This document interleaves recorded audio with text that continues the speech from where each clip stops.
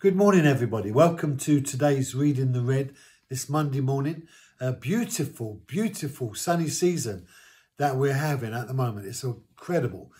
Matthew 21, verse 19. Seeing alone fig tree by the road, he came to it and found nothing on it except leaves.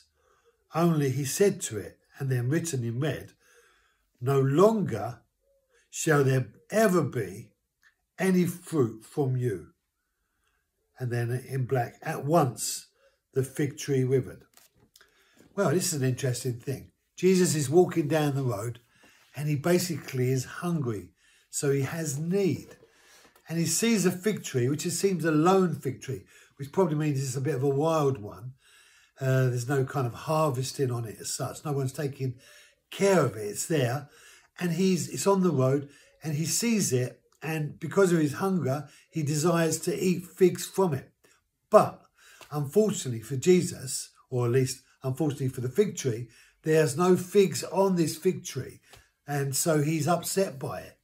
And then he does a strange thing, which you might think, well, that's a bit unfair on the fig tree, especially if you're one of those people that think that you can talk to trees. Anyway, not that I do. But he says, "No longer shall there ever be any fruit from you again."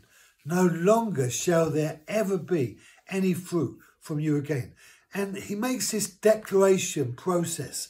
He speaks it out and he says, no longer, meaning this is the last time you're going to live. After I've finished saying these words, you're not going to be here anymore. That death has come into you, fig tree. No longer shall anyone, and that sense of being cursed because of this disappointment that was operating in Jesus. You might think, well, why did Jesus do that? And then, of course, how did Jesus do that?